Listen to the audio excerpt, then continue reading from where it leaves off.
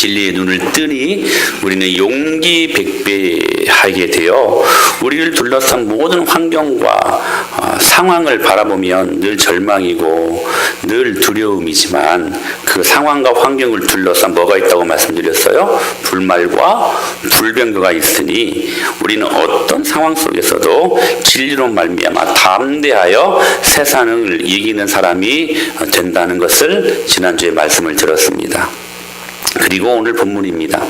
성령님이 우리 안에 충만할 때에 우리에게 나타나는 또 한 가지 현상이 있어요. 바로 그것이 나의 죄가 지적이 되고 그리고 확인이 되며 나아가 회개하고 돌아서게 되는 이 놀라운 이 또렷한 반응이 우리 안에 일어나게 된다는 것입니다.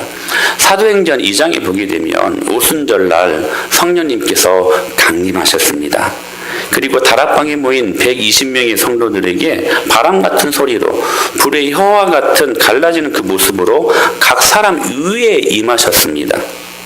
그리고 그들에게 나타난 또렷한 현상이 무엇이었습니까? 성령 충만한 베드로가 진리의 눈을 뜨고 담대하여 예수 그리스도의 복음을 선포할 때에 사도행전 2장 37절 38절 이렇게 이 반응이 또렷하게 보였어요. 시작. 그들이 이 말을 듣고 다른 사도들에게 물어 이르되 형제들아 우리가 어찌할꼬 하거늘 베드로가 이르되 너희가 회개하여 각각 예수 그리스도의 이름으로 세례를 받고 죄 사함을 받으라. 그리하면 성령의 선물을 받으리니. 아멘. 베드로가 설교했을 때 나타났던 또렷한 현상은 무엇이었냐면 그들 모두가 죄에 대한 회개가 이루어졌습니다. 회개가 이루어졌어요. 그러니까 초대교회의 부흥은 무엇으로부터 시작이 되어졌냐면 회개로부터 시작이 되어졌다는 사실이에요. 바울은 그 문제 많은 고린도 교회 얼마나 문제가 많았습니까? 근친상간, 우상의 재물을 먹는 문제, 또한 분열되어지는 모습들, 그리고 은사를 너무나 많이 주셨는데 은사의 남용, 여러 가지 많은 문제로 고린도 교회가 몸살을 앓고 있었습니다. 그런데 그 복잡 다양한 이 고린도 교회의 문제를 바울은 어떻게 해결하려고 방법을 찾았냐면 바로 이 말씀이에요. 시작. 하나님이 뜻대로 하는 근심은 후회할 것이 없는 구원에 이르게 하는 회개를 이루는 것이요 세상 근심은 사망을 이루는 것이니라. 그러니까 지금 바울은 이 문제 많은 고린도 교회를 어떻게 이 모든 문제를 해결하려고 했냐면 회개로 이 모든 문제를 풀어 제끼려고 그 방법을 모색했다는 사실입니다. 사랑하는 여러분, 성령님이 충만하면 우리가 죄를 안 짓는단 말이 아닙니다. 죄를 지어도 우리는 회개하여 다시 일어나는 사람이 된다는 것입니다. 할렐루야. 이것이 우리에게 나타나는 또렷한 성령 충만에 나타나는 현상이라는 거예요. 교회사 쪽으로 볼 때에도 부흥이 있는 곳에는 항상 먼저 회개의 운동이 일어났습니다. 1904년 웨일즈의 큰 부흥의 놀라운 전성기를 그들이 경험을 합니다. 여러분, 그런데 이 엄청난 부흥의 불씨는 의외로 보석을 훔친 한 청년의 눈물 어린 회개로 말미암아 이 부흥 운동이 일어나게 됩니다. 큰 게 아니었어요. 어느 한 성도님의 같은 교회를 다니지만 그 교회 성도를 미워했던 마음 때문에 그것을 회개하고 다시 용서를 구하고 그래서 서로 눈물 흘리며 보듬고 안고 또 그 관계를 회복시키는 그 회개로 말미암아 그 소문이 퍼지고 해서 1904년 웨일즈의 큰 부흥의 축복이 온 나라 가운데 임하게 됐다는 사실입니다. 제가 아는 어떤 집사님이 계세요. 근데 이 집사님이 몸이 불편하셨어요. 근데 아무리 작정을 하고 기도를 하는데도 이게 응답이 안 되는 거예요. 목사인 저도 얼마나 답답해요. 같이 기도를 하는데 응답이 안 되니까. 그래서 하나님 제발 좀 고쳐주시라고. 그런데 이 사람이 몰래 짓고 있는 죄가 하나 있었습니다. 바로 바람피는 일들이었어요. 근데 이분이 어느 순간 은혜를 받고 그 일들을 딱 끊어버리니까 그 즉시 그 아픈 질병이 치료되는 역사가 일어난 적이 있었습니다. 사랑하는 여러분, 부흥은 언제 일어나는가? 우리가 회개할 때 일어납니다. 할렐루야. 회개하라, 천국이 가까웠다. 여러분이 모두가 하나님 나라 천국된 삶을 살기를 원하실 것입니다. 그런데 여러분 기억하십시오. 그 천국은 반드시 죄에 대한 회개를 통해서만 이루어지는 것입니다. 오늘 본문에도 보면 에베소 교회에 들어온 죄에 대해 바울이 구체적으로 언급을 해요. 어떤 죄가 있었냐면 25절 말씀 시작. 그런즉 거짓을 버리고 각각 그 이웃과 더불어 참된 것을 말하라. 이는 우리가 서로 지체가 됨이라. 여러분, 에베소 교회는 참 괜찮은 교회였습니다. 지금도 신학자들 사이에 참 모델이 될 만한 교회를 뽑는다면 이 에베소 교회를 뽑을 정도예요. 근데 여러분, 지금 에베소 교회에 바울이 어떻게 말을 해요? 거짓을 버리고 참된 것을 말하라. 무슨 말이에요? 에베소 교회 안에 거짓이 난무했습니다. 참 괜찮은 교회 안에 여러분 진실심 못하고 위선이 가득했던 모습이 그 교회 안에 있었다는 거예요. 그래서 그거 하지 말라는 거예요. 26절에도 보면 이 괜찮은 교회 안에 시작. 분을 내어도 죄를 짓지 말며 해가 지도록 분을 품지 말고. 분을 일으키고 교회 안에 혈기를 부리는 사람들이 있습니다. 걸핏하면 화를 버럭 내는 사람들, 성질 참 안 좋은 사람들이, 제가 좀 말을 정화해서 하겠습니다. 이 원고에는 성질 더러운 사람이라고 나와 있는데 성질 안 좋은 사람들이 가득했던 모양이에요. 28절에도 한번 보실까요? 시작. 도둑질하는 자는 다시 도둑질하지 말고 구제할 수 있도록 자기 손으로 수고하여 선한 일을 하라. 무슨 말씀이에요? 교회 안에 심지어 옆에 있는 사람의 가방을 뒤지고 도벽을 가리지 않고 하는 사람들이 있었다는 거예요. 그거 하지 말라는 거예요, 지금. 그리고 29절에 시작.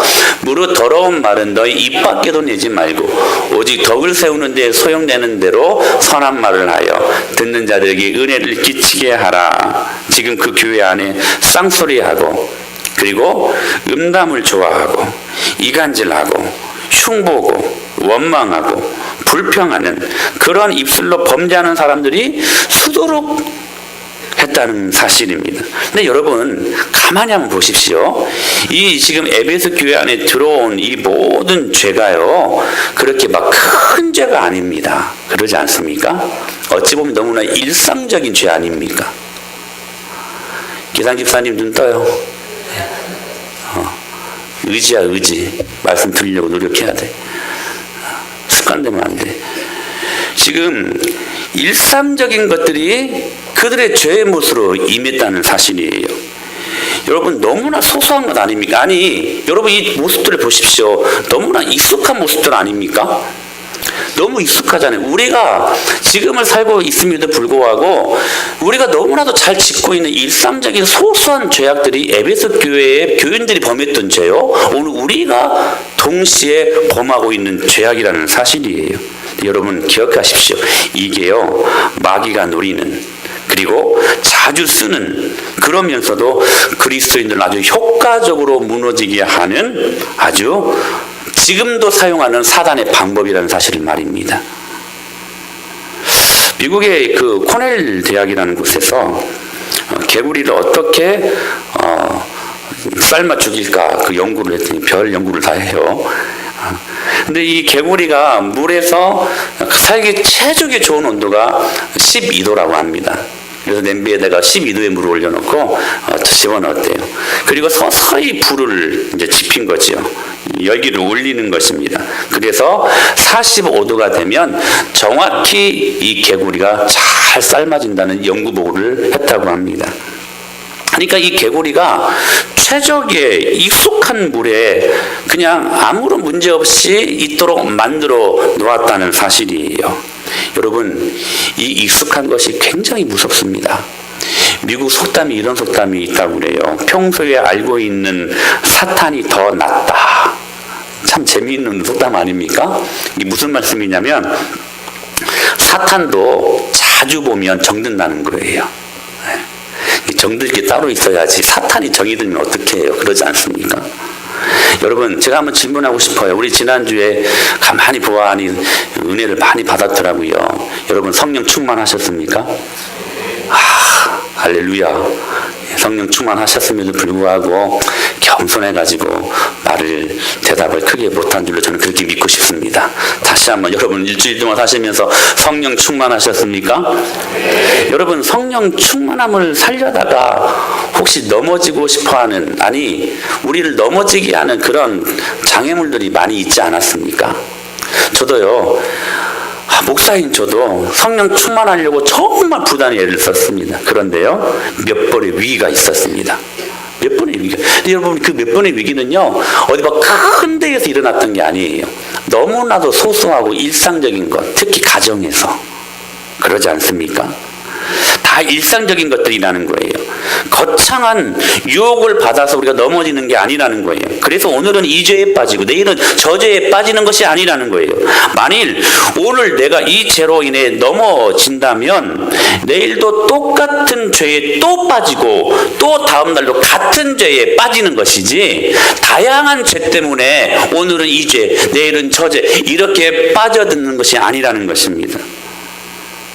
음란한 죄의 약점을 보이면 사단은 계속해서 그 약점을 노린다는 사실이에요. 여러분, 명예욕에 우리가 사단에게 약점을 보이면 사단은 계속해서 그 명예욕을 끄집고 거기에만 들어가면 우리를 넘어지게 한다는 사실이에요. 참 괜찮아요. 정말 나이스한 사람이, 믿음도 좋은 사람인데 이상해요. 거기에만 들어가면 넘어지는 사람들이 있어요. 여러분, 여러분이 짓고 있는 자주 넘어지는 죄가 무엇이냐 하는 거예요.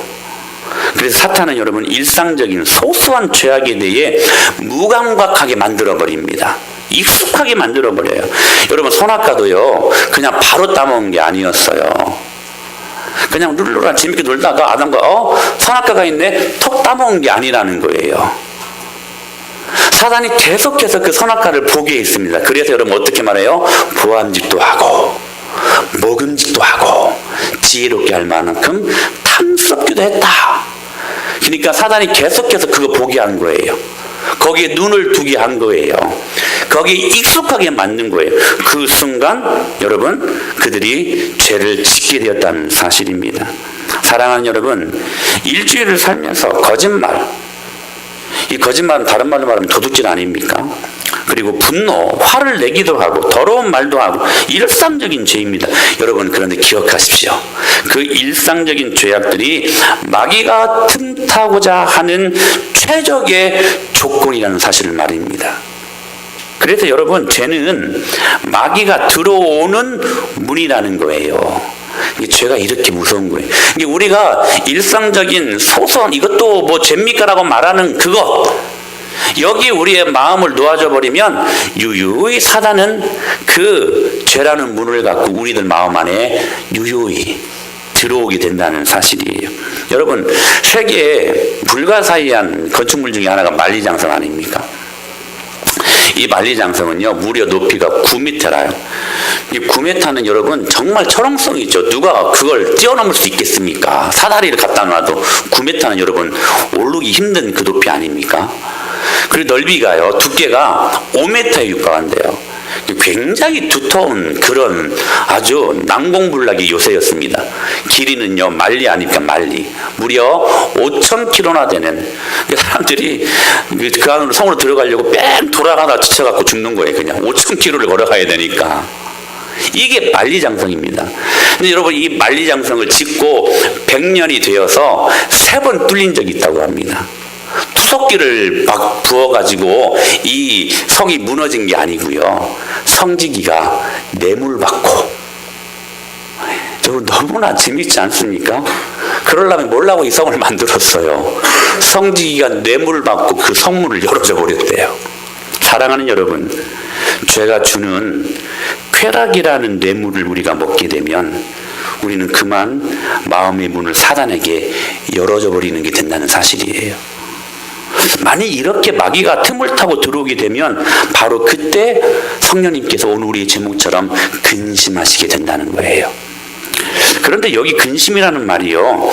이제 부모가 자녀들이 학교에 갔는데도 한 4, 5시 되면 와야 되는데 막 10시가 됐는데도 오지 않아요. 그때 밤늦게 되었는데도 불구하고 들어오지 않았을 때 부모가 자녀들을 향하여 근심한다. 이 표현이 아니라, 통상적인 이 표현이 아니라 여기 근심이라는 말은 영어로 grieve라는 말입니다. grieve.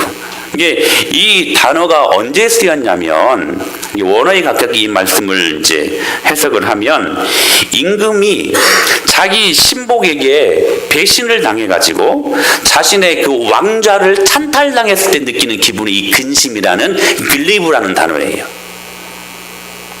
그러니까 우리가 알고 있는 통상적인 부모가 자녀를 바라볼 때 근심하다 이 표현이 아니라 이 표현은 지금 배신과 그리고 비통함, 가슴에 비수가 꽂히는 상태, 이것이 근심이라는 바른 어원적인 의미라는 사실이죠.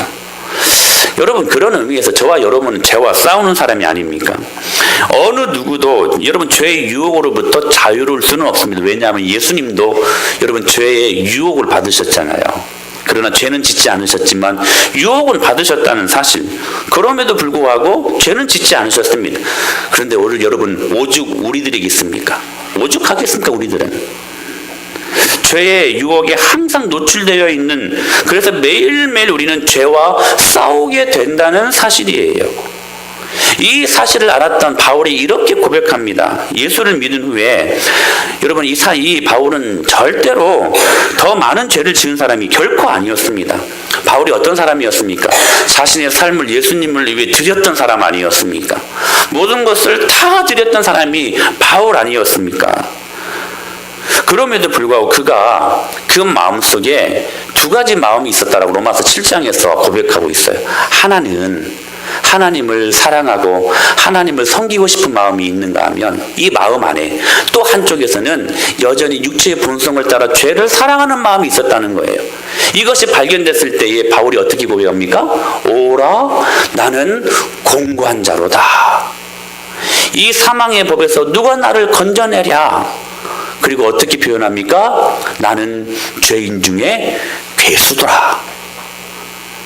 여러분 무슨 말씀일까요? 바울이 더 많은 죄를 지어서가 아니라 지금 이 표현은 죄에 대한 훨씬 민감해진 바울의 모습을 말씀하고 있는 것입니다. 여러분 이것이 성령님의 근심을 느끼는 사람들의 모습이라는 거예요.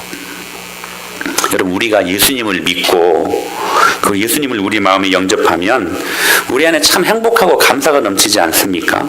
성령 충만하고 희열을 느끼고 하는 그 은혜가 우리 안에 있습니다.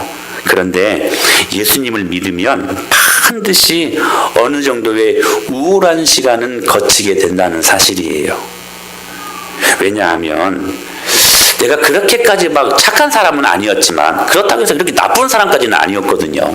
근데 복음을 받아들이고 나니까 예수님을 믿고 나니까 말씀에 비춰본 나의 모습을 보니 나는 정말 못된 놈인 거예요. 나처럼 나쁜 인간이 없는 거예요. 여러분 이것이 복음을 경험하는 사람들의 첫 번째 나타나는 현상입니다. 여러분 예수 그리스도를 바라볼 때 내가 죄인임을 고백하는 거, 나처럼 못된 놈이 세상에 또 어디 있었는가, 그거 여러분 고백하는 거, 이것이 예수님을 제대로 만나는 사람들의 모습입니다.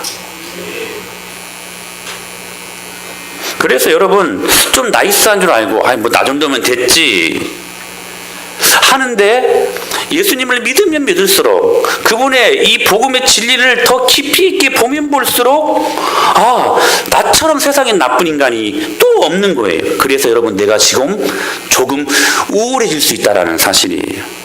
즉 이 말씀 무슨 말씀입니까? 내가 죄에 대해 민감해졌다는 사실이에요. 그래서 여러분, 우리 안에 우울한 증세가 나타날 수 있습니다. 그러나 우울증으로 빠질 수 없는 이유는 그럼에도 불구하고 나를 사랑하셔서 나를 십자가로 구원하신 하나님의 은혜가 있기 때문임을 믿으시길 바랍니다.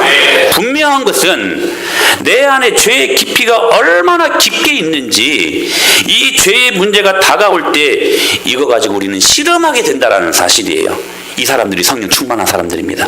죄를 안 짓는 게 아니에요. 무너질 수 있죠. 인간인데 죄성 있는 이 죄의 본성을 갖고 있지 않습니까? 죄를 하나도 안 짓는다라는 의미가 아니에요. 성령 충만은. 그 성령 충만에 나타나는 첫 번째 표징이 무엇인가? 여러분, 민감하게 성령님의 근심하시는 그 말씀을 우리가 들을 수 있다는 사실이에요. 예수 믿기 전에는 죄를 지을 때 양심의 가책도 없었습니다. 그러나 예수 믿고 난 후에는 다시는 그런 죄를 짓지 못하게 되는 거예요. 가책이 오기 시작합니다. 여러분, 이것이 바로 죄책감이라는 것인데, 바로 이것이 우리에게 주는 아주 탁월한 효과가 있습니다. 죄책감은 우리가 흔히 이 죄책감에 대해서 부정적으로만 생각하는데 절대로 부정적인 감정이 아닙니다. 죄책감은 죄를 짓지 못하게 하는 마지막 우리 안에 있는 제어 장치가 죄책감이라는 것입니다. 그러니까 예수님을 믿어도 죄책감이 없어요. 죄를 지어도 이게 죄가 긴지 아닌지 몰라요. 그러나 아직까지도 죄책감이 있다면 그것은 여러분 성령의 근심하는 소리를 내가 듣고 있다는 거예요. 듣고 있다는 거예요. 그런데 여러분, 우리가 얼마나 악한 사람인지 여러분 아십니까? 한번 여러분의 그 악한 모습을 한번 잘 말씀에 이 거울에 비추어 여러분들의 모습을 살피시기를 바랍니다. 우리가 얼마나 악하냐면 그것마저도 당신 죄인입니다. 죄책감마저도 갖기 싫다는 거예요. 무슨 말이냐면, 목사님은 왜 꼭 죄에 대해서만 말씀을 하십니까? 교회에 오면 죄가 지적받으니까 막 죄인 취급받는 것 같고 이게 싫다는 거예요. 교회에 오면 좀 위로도 받고 좀 이렇게 소망도 갖고 좀 가야 되는데, 목사님은 왜 항상 죄만 이야기하고 여러분들이 꼭 죄인이다라고 그렇게 말만 하시는가? 여러분, 이게 참 우리들의 악한 모습인데 우리가 이 죄책감마저도 갖기 싫다고 한다는 사실이에요. 그러니까 죄책감 없이 마음껏 살고 싶은데 왜 죄인 취급하느냐는 거예요. 사랑하는 여러분, 내가 죄인이라는 이 사실을 발견했을 때 회개하고 바른 삶을 살아야겠다라고 고백하는 것이, 여러분, 이게 정상 아니겠습니까? 여러분, 그러지 않습니까? 제가 틀린 말 합니까, 여러분? 베드로가 설교했을 때에 이 죄의 지적이 그들의 마음을 찔렀습니다. 여러분 기억하십시오. 하나님의 말씀은 찌르는 기능이 있습니다. 하나님의 말씀이 물론 우리를 위로도 하시죠. 그러나 우리를 위로만 하시지 않습니다. 그 사람이 온전하게 되게 하기 위해 우리를 찌릅니다. 우리의 죄를 도려내시는 작업을 하신다는 사실이에요. 그래서 하나님의 말씀은 살았고 운동력이 있어 좌우의 날선 어떤 검보다도 예리하여 우리의 혼과 영과 관절 및 골수를 어떻게 한다? 찌르고 쪼갠다고 말씀을 하세요. 찔러 쪼갠다. 그들을 찔렀습니다. 너희들이 예수님을 죽인 죄인들이다. 말씀으로 죄를 지적했어요. 그들의 마음속에 찔림을 경험한 것입니다. 그때 베드로가 설교했을 때 그들은 우리가 어찌할꼬 회개합니다. 그때 베드로에게 세례를 받고 구원받은 사람들이 3,000명이나 되었습니다. 그런데 똑같은 설교를 스데반 집사가 사도행전 7장에서 합니다. 여러분이 그 예수를 죽인 죄인입니다. 지적했어요. 똑같이 마음이 찔렸어요. 그때 이번에는 좀 달랐어요. 이 사람들은 우리가 어찌할꼬 회개로 반응하지 않고 오히려 그 죄인 취급한다는 거예요. 죄책감 갖기 싫다는 거예요. 이때 이 사람들은 어떻게 반응했냐? 이를 갈아버렸습니다. 그리고 여러분 스데반 집사를 어떻게 했습니까? 돌로 쳐 죽여버렸습니다. 전 여러분들에게 묻고 싶어요. 여러분들은 어느 편에 속한 사람들입니까? 죄가 지적되어도 죽어도 회개할 생각은 하지 않습니다. 짓고 있는 죄가 너무 재미있거든요. 그것은 절대로 포기할 수 없고, 그렇다고 죄인 취급받기는 싫고. 여러분, 이럴 때는 웃으면서 제가 말을 해야 돼요. 여러분, 그게 무슨 도둑놈 신부입니까? 그러지 않습니까, 여러분? 제가 여러분들에게 성경 진리를 정확하게 선포합니다. 죄에 대한 회개 없이는 절대로 그 다음으로 넘어갈 수 없습니다. 이게 복음의 원리예요. 원리예요. 여러분, 우리 그냥 흔히 볼 수 있는 예를 한번 들어보십시다. 여기에 만약에 전기가 나가지고 막 설마 지금 터지려고 하고 있어요. 그런데요, 이거 찌르면 아프니까, 이거 터뜨리면 아프니까 그냥 적당히 그냥 알코올 솜으로 그냥 바르고 약 발라서 그냥 붕대 감으면 여러분 이것이 치료가 됩니까? 그것이 축복입니까? 아니에요. 그 고름을 찔러서 째서 짜고, 그래서 치료하는 것이 여러분 그 사람을 위한 효과적인 치료 방법입니다. 여러분 기억하십시오. 죄에 대한 깊은 회개 없이는 절대로 우리는 하나님의 은혜를 경험할 수 없습니다. 결코 없어요. 그러니까 여러분들이 이 말씀에 여러분의 귀를 쫑긋 세우고 이 말씀이 의미하는 바가 무엇인가를 잘 볼 수 있어야 된다는 사실이에요. 그래서 여러분, 성령님께서 오셔서 제일 먼저 하셨던 일이 사람들 하여금 회개케 하는 일이었습니다. 보실까요? 시작. 그러나 내가 너희에게 실상을 말하노니 보혜사가 너희에게로 오시지 아니할 것이요 가면 그가 너희를 8절 말씀 중요합니다. 시작. 그가 와서 죄에 대하여 의에 대하여 심판에 대하여 세상을 책망하시리라. 할렐루야. 자 보세요. 내가 너희에게 실상을 말하는, 지금 예수님이 하시는 말씀이죠. 내가 떠나는 것이 너희에게 유익이다. 내가 떠나가지 않냐면 보혜사가 너희에게로 오실 수가 없는데, 그가 너희들에게 올 때 어떤 일들이 일어나는가? 그가 와서, 그가 누구예요? 성령님이 와서 성령님이 하시는 일이 뭐라는 거예요? 죄에 대하여 의에 대하여 심판에 대하여 세상을 어떻게 하시리라? 책망하신대요. 이게 먼저입니다, 여러분. 할렐루야. 물론 성령님이 파라클레토스, 컴포트, 위로자지요, 상담자지요. 우리를 위로하시기도 하십니다. 우리 옆에 계셔서 우리를 도우시는 분이세요. 그런데 그분은 위로만 하시는 분이 결코 아니라는 거예요. 그는 죄에 대한 철저한 지적과 책망으로 우리들에게 말씀하신다는 사실이에요. 여러분, 디모데후서 3장 16절 17절 말씀 시작. 모든 성경은 하나님의, 여러분 여기 하나님의 감동은 성령님을 말씀하시는 것입니다. 시작. 모든 성경은 하나님의 감동으로 된 것으로 교훈과 책망과 바르게 함과 의로 교육하기에 유익하니. 말씀에는 네 가지 기능이 있다는 거예요. 교훈과 책망과 말씀하시죠. 바르게 함과 의로 교육하는 유익이 있다는 거예요. 근데 이 네 가지 기능이요, 17절 시작. 이는 하나님의 사람으로 온전하게 하며 모든 선한 일을 행할 능력을 갖추게 하려 함이라. 하나님의 사람으로 온전하게 하며, 여러분 사람을 온전하게 하고 하나님의 사람으로 성숙하게 만드는 말씀의 기능은 여러분 책망하는 기능입니다. 성령님은 우리를 그렇게 책망하시는 분이세요. 특별히 죄에 대하여. 아니 무조건 성령님께서 여러분 책망하신다는 게 아니라 죄에 대하여, 죄에 대하여. 그분은 죄에 대하여 결코 이 모든 것들을 간과하지 아니하시고 그 죄는 철저하게 책망하시며 그 죄의 결과를 물으신다는 거예요.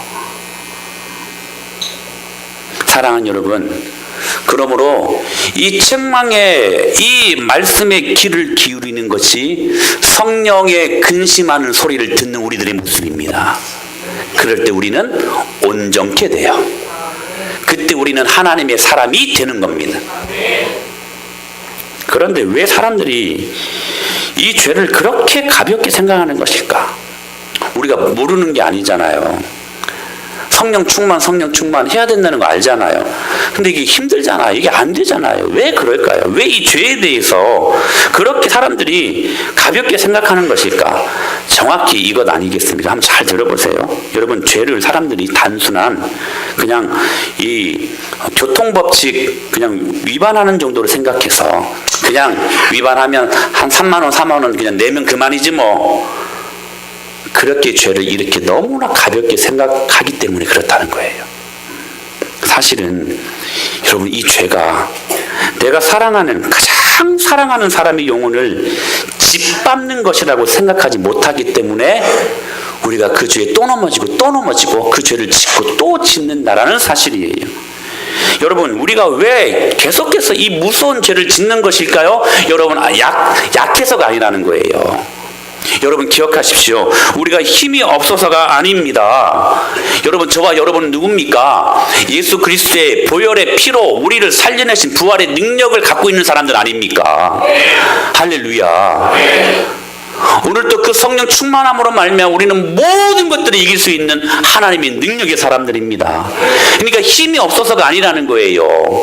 약해서가 아니라는 거예요. 무엇 때문인가? 죄를 그냥 규칙 위반 정도로 생각해서 벌금 한 3, 4만 원 내면 되는 걸로 그렇게 가볍게 생각하기 때문이라는 사실이에요. 실상은 그 죄의 결과는 너무나도 참담한데, 여러분 이게 실감이 나세요? 그러면 여러분 이렇게 말하면 좀 실감이 날 거예요. 지금 이제 내가 이 교통법칙을 위반을 했어요. 그래서 3, 4만 원이 벌칙금 내는 정도가 아니라 내가 이 규칙 위반을 했었을 때에 내가 가장 사랑하는 남편이, 우리 아내들은 남편을 가장 사랑하실 수 있게 되기를 축복합니다. 예, 아내들 하셔야지요.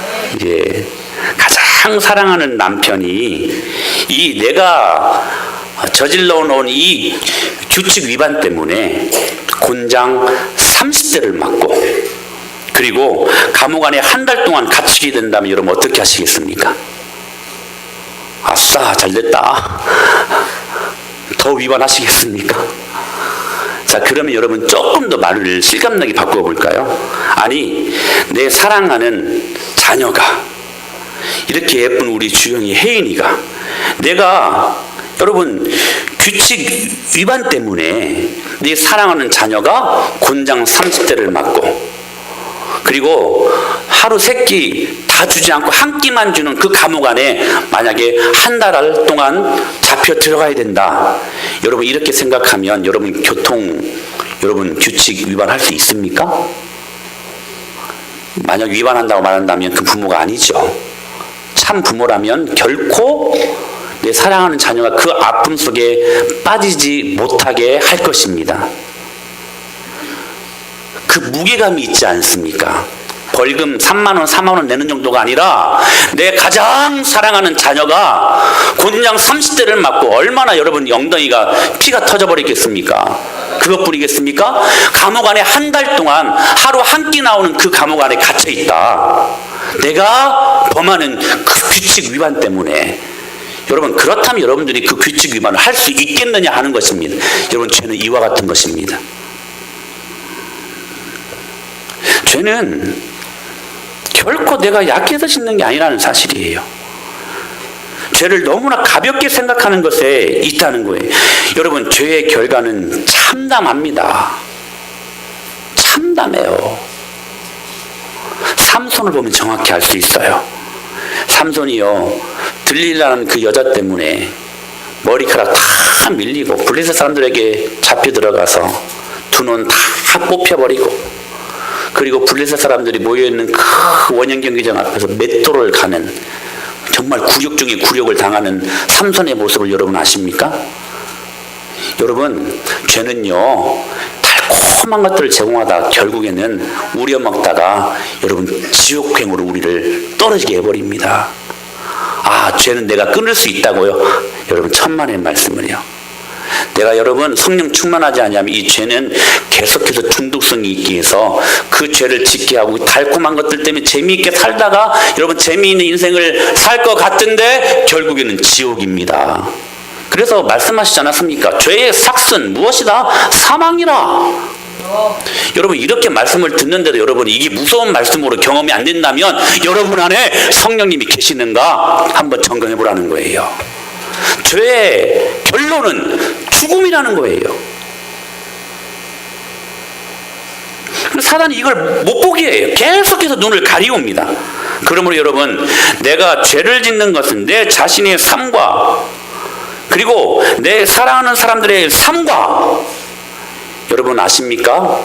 특별히 우리 믿음의 부모님들 잘 들으십시오. 특별히 가장들은 잘 들으십시오. 우리 이 말씀을 성령의 음성으로 듣고 여러분 회개하실 수 있게 되기를 축복합니다. 여러분들이 짓는 습관적인 죄가 여러분의 자녀들을 망가뜨리는 삶을 살게 합니다. 그런 나쁜 사람이 어디 있어요? 그런 나쁜 사람이 어디가 있어요? 내 사랑하는 자녀들의 삶을 망가뜨리는데. 여러분 제가 이거 그냥 여러분들에게 협박하려고 드리는 말씀 절대로 아니에요. 성경의 진리예요. 여러분 우리 부모가 제대로 말씀 가운데 서 있지 못하고 습관적으로 여러분 범하는 죄가 결국 내 사랑하는 사람들의 그 모든 삶과 모든 영혼을 짓밟는 파괴력이 있다는 사실입니다. 궁극적으로 아까도 말씀을 드렸었지요. 성령님의 마음을 근심하게 하는 것입니다.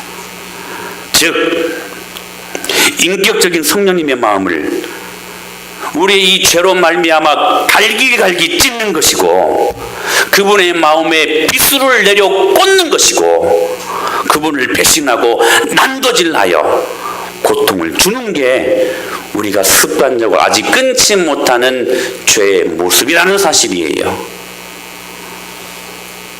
여러분, 여기에서 여러분들이 지금 나이스하게 나는 죄 짓는 사람이 아닙니다라고 그렇게 있을지라도 하나님은 아십니다. 여러분들은 알고 있을 거예요. 여러분 그 죄에서부터 돌이키십시오. 돌이키십시오.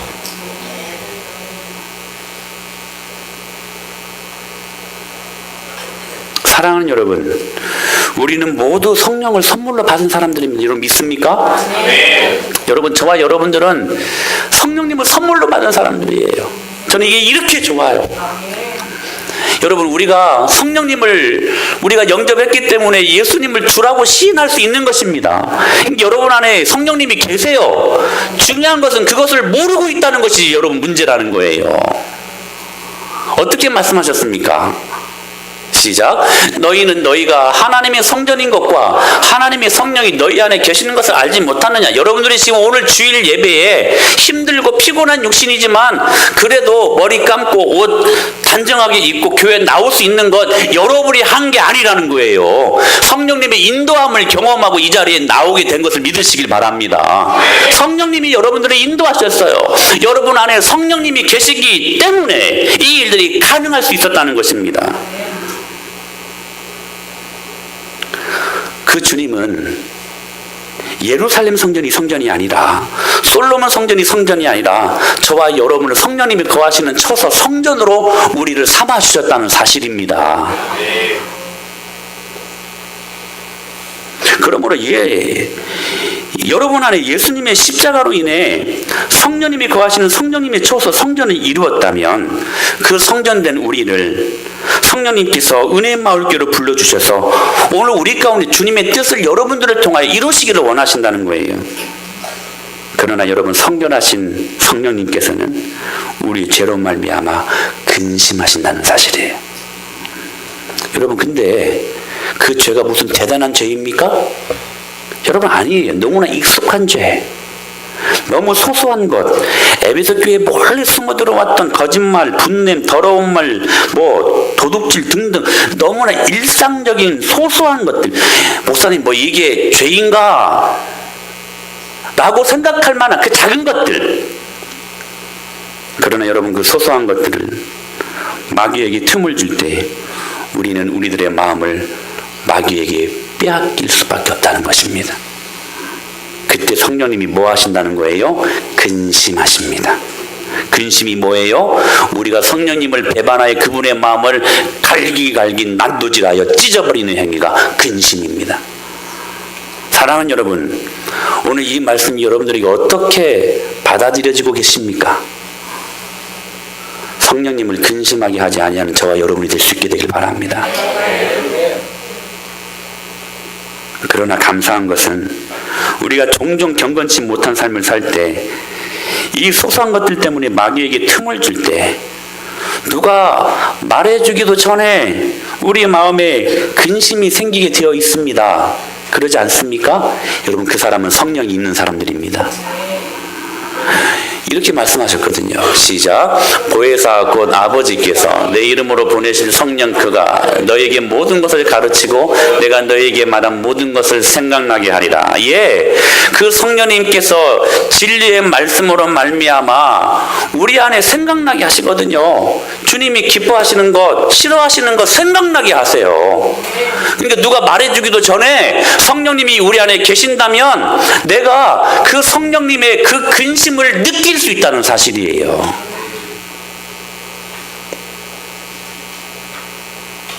그러므로 우리는 성령님이 기뻐하시는 것을 우리도 기뻐하게 되고 성령님이 싫어하는 것을 우리도 싫어하게 되어야 된다는 사실이에요. 여러분, 무엇이 성령 충만을 유지하는 방법입니까? 은혜의 방편을 웨스트민스터 그 소요리 문답에 보면 딱 두 가지로 말합니다. 바로 말씀과 기도로 이야기합니다. 성령 충만은 그것으로 이루어집니다. 그런데 여러분, 그 성령 충만함의 문법적인 시제는 현재 진행형입니다. 은혜 한번 받았다고 해서 여러분 그 은혜가 내가 죽을 때까지 지속되는 게 아니라는 거예요. 내가 오늘 은혜 받으면 그 은혜로운 삶을 살지 아니하면 그 은혜가, 그 성령 충만이 소멸된다는 사실이, 다음 주에 그 소멸에 대해서 말씀을 드릴게요. 그 불이 꺼진다는 사실이에요. 그러므로 현재 진행형이에요. 계속해서 성령 충만함을 유지할 수 있도록 지속적으로 기도해야 되고, 지속적으로 여러분 말씀을 봐야 되고, 지속적으로 말씀과 기도가 있는 이 예배의 자리 결코 포기되어서는 안 된다는 사실입니다. 현재 진행형이에요. 무슨 말씀이에요? 기분이 좋으면 하고 기분 안 좋으면 하지 않고, 감정과 기분의 문제가 아니라는 거예요. 성령 충만은 의지적인 순종의 결단의 문제라는 거예요. 그러므로 여러분, 우리는 계속해서 의지를 갖고 이 사소하고 일상적인 모든 죄악들과 분투하며 여러분 사투를 벌여야만 합니다. 그러기에 먼저 무슨 죄에 우리가 가장 자주 넘어지는가, 여러분 이것부터 살피시길 바랍니다. 그리고 그 죄에 대해 사단이 공격해 올 때 민감하게 반응해야만 합니다. 그런데 우리들의 문제는 뭐예요? 민감해야 될 때 둔감하고, 둔감해야 될 때 민감하지는 않습니까? 이것은 의지적인 결단이 필요한 항목이에요. 그래서 기도도 의지적으로 해야 되고, 말씀도 의지적인 결단을 갖고 봐야 되고, 성령 충만은 결코 감정의 문제가 아니에요. 여러분, 우리의 감정이 얼마나 시시합니까? 성령 충만은 그렇게 시시하지 않습니다. 시시하지 않아요. 그러므로 성령님의 근심이 느껴질 때, 그때 우리는 책망하시는 성령님의 음성에 귀 기울일 줄 알아야 돼요. 이런 거예요, 여러분. 내가 만약에 기도 생활을 해야 되는데 기도를 하지 않고 내가 어떻게 지금 살 수 있는가, 그 근심 어린 마음이 내 안에 있지 않습니까? 그거 없으면 성령 없는 사람이고, 근데 성령이 있는 사람들은 내가 지금 기도 생활도 안 하고 있는데 내가 이 삶을 어떻게 지금 잘 살 수 있을까, 막 근심 어린 마음이 있어요. 여러분, 그것이 성령님이 여러분들이 주시는 여러분 음성입니다. 그 음성에 반응하여 기도하면 되는 거예요. 여러분, 어렵지 않습니다. 여러분, 간단합니다. 예배에 한 번 빠졌어요, 두 번 빠졌어요. 여러분, 예배 한 번 빠지면 마음속에 불안이 있지 않습니까? 하나님께서 우리 영혼들을 살려내시고 성령으로 기름 부어주시는 이 위대한 이 주일날 한번 빠졌을 때 우리들 마음속에 여러분 초조함이 있지 않습니까? 성령님이 계신 사람이라면 반드시 그런 근심 어린 마음들이 내 안에 여러분 느껴진다는 사실이에요. 느껴질 때에 여러분 순종하면 됩니다. 예배하면 됩니다. 그게 여러분 성령님의 음성을 듣는 방법이에요. 여러분 어렵게 생각하지 마세요. 어떤 교회 가면 막 성령님을 들으려고 막 귀를 기울이고 막 무슨 신비한 소리를 들으려고 하는, 여러분 그러지 않습니다. 내 마음이 근심이 느껴질 때에 할렐루야, 그 말씀에 반응하셔야 돼요. 그게 성령님의 음성이 민감한 우리들의 모습이고, 그게 느껴질 때 그분의 근심이 내 안에 느껴짐으로 말미암아 그분이 싫어하는 것을 우리도 싫어하게 되는 우리들의 삶이 된다는 사실이에요. 이렇게 말하면 여러분들이 모습을 보니까 그렇게 질문할 것 같아요. 에이 목사님, 그게 그렇게 쉬워요? 목사님, 그게 그렇게 쉬운 일입니까? 네, 여러분이 정말 착각하고 오해하고 있는 게 있어요. 여러분, 죄의 사망의 법보다 생명의 성령의 법이 더 강합니다. 더 강해요. 할렐루야. 이렇게 말씀하셨어요. 시작.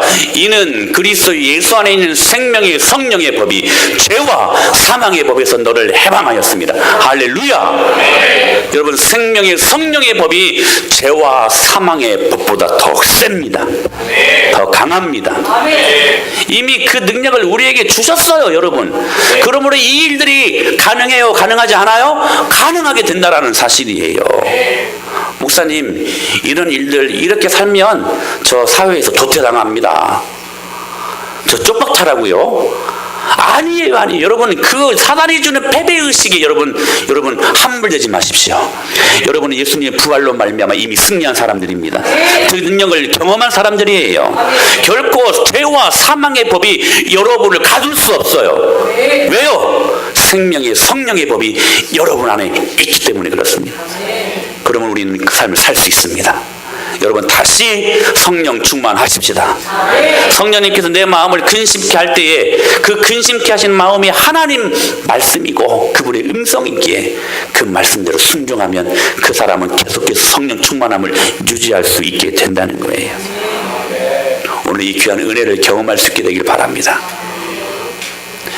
성령 충만에 대해서 계속해서 증거되는 말씀이 있을 것입니다. 저는 지금도 운동 나가면서 저 나만이 만나는 저 깊숙한 저기 산이 있어요. 저기 장소가 있어요. 올라가면 하나님께 항상 그래요.